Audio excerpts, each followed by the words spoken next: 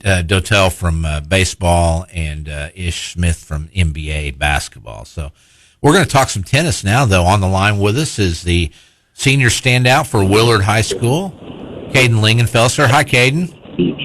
Hey, guys. Thanks for having me on here. Yes, sir. You betcha. Now tell all the other guys on the bus to shut the heck up and for about 12 minutes, okay?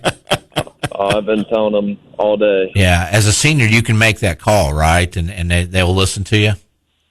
I like to think I have some authority, but most of the time they just don't listen to me. Oh.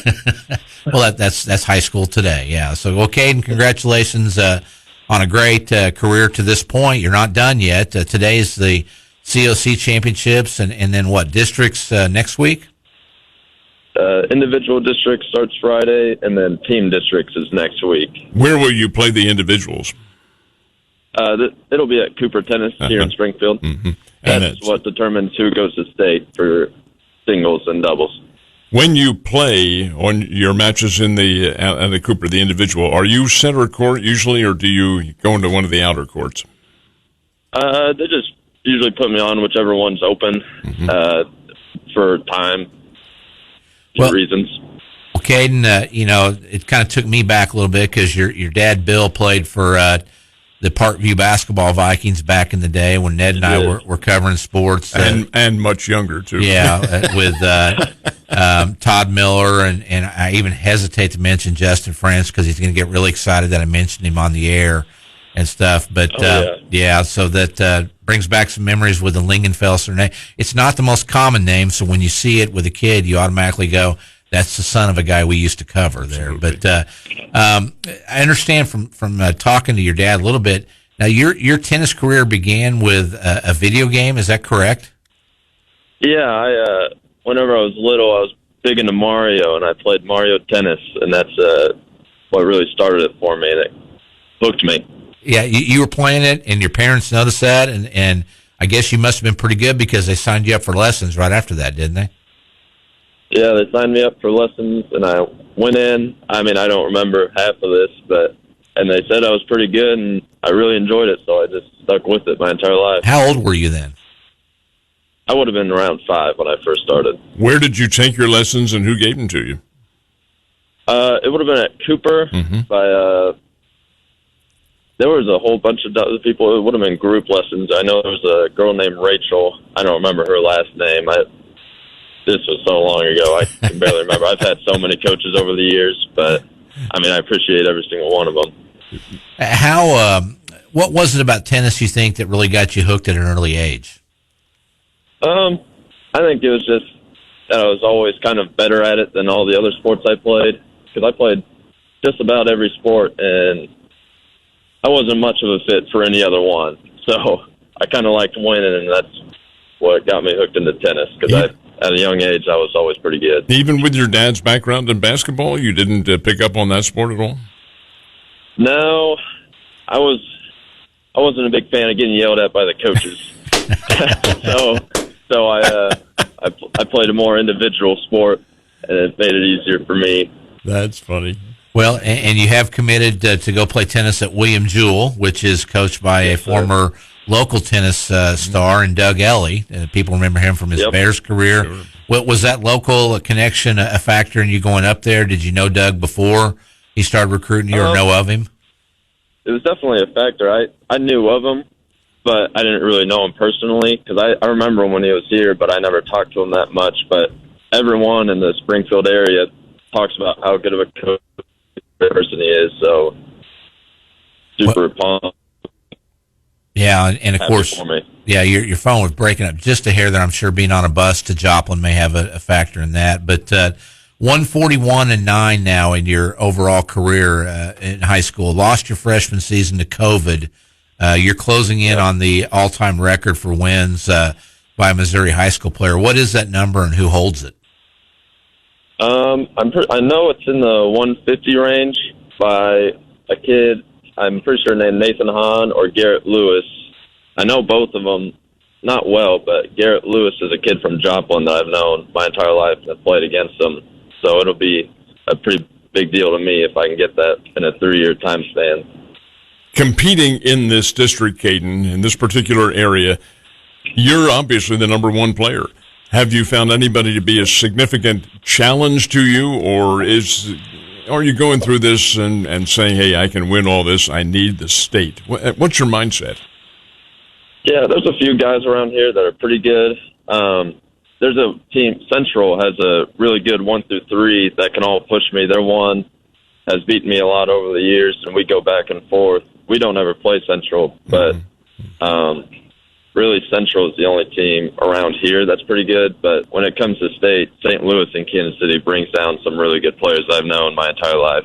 The key here is tennis itself. It is not the easiest game to pick up. You have to pattern your swing and so forth and go low to high and so forth and so on. What's the most difficult aspect of the game as far as you're concerned?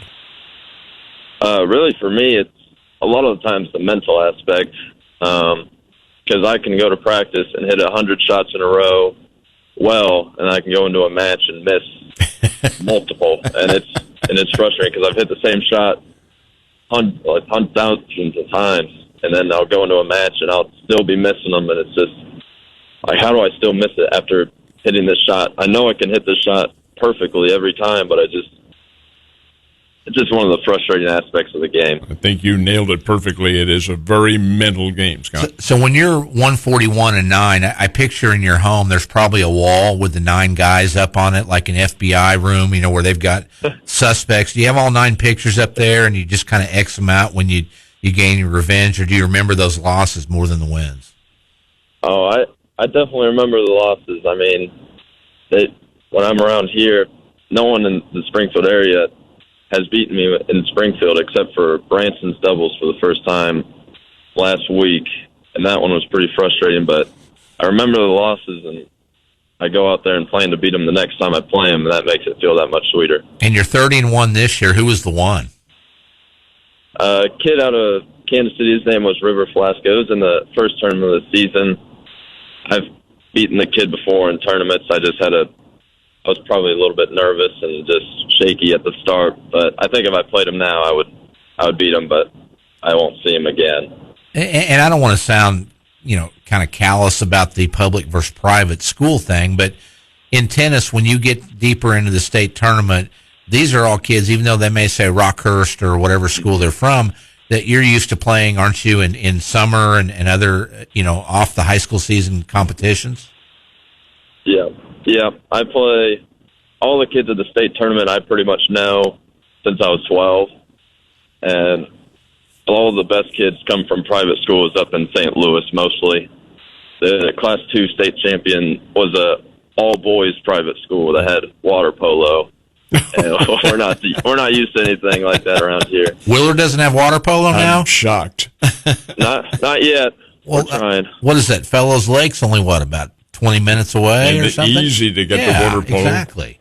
That's Caden, though, when you take a look at your whole career now, and you're going to college next year up at Jewell, do you have a summer schedule planned of tennis activity, and if so, what is it? I plan on playing pretty much every day. It's not a set. Yep, we losing there? Or we just hit a dead spot on the cell, maybe. I'm hoping a dead spot here. No, there we go. Hey. Now you're back. Go ahead. Right. Elaborate just a little bit. So I usually don't have a set in stone schedule. I used to when I went to this group practice in Cooper, but now it's just kind of whoever's available I'll hit with. I usually have a set time with my private coaches once or twice a week to hit with them, but a lot of the times it's just going out and hitting with my buddies that can hit with me and having fun, but also working at the same time. What is the length of a practice schedule for you? Usually an hour to 2 hours. Good. Any more than that is quite a bit, and any less than that, you're not getting any benefit from it. With a record like you have and a resume to match, you probably had other options as well. What was it about William Jewell that set them apart, and what were some of those other options you considered? So I'm really excited to go to William Jewell. I hadn't heard of them until last summer, actually, but the coach reached out to me, and I wanted someone who was coming after me, who wanted me. Mm-hmm. And Doug Ellie went to a few of my tournaments, really called me and came to some of my practices, really showed interest in me. And I want to play for a team for someone that wants me to play for them, and I think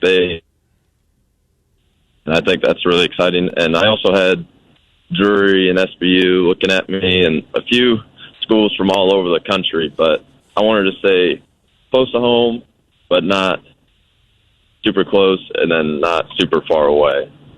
Absolutely. And I know you and all this year's seniors, the frustration of losing an entire freshman season of your career, you're about to at least chase down the individual victories record in 3 years. Only imagine what you could have done if you'd have played as a freshman.